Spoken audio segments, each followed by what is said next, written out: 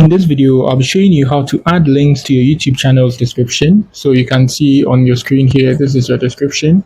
And when you add links, the links appear here. So let me show you guys how to do that. So you need to hop on YouTube Studio. So you search Studio and then you hop on here. That's your YouTube Studio, nothing complicated. So on YouTube Studio, you have to come to this section, which is customization. Good. And then you scroll to the bottom and you should see links here. So you can do same if you are using the YouTube Studio mobile app. You have to tap on your profile and you tap on the edit and you get there. So now let's tap on adding a link. So let me name the link, let me make it Facebook. Good. And then the URL, I add a URL. Good. So that's it. So for me to save it, I'll have to tap on publish.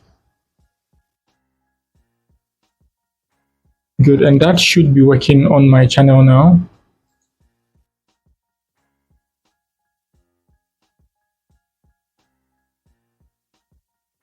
Good, so I'll have to refresh for it to take effect.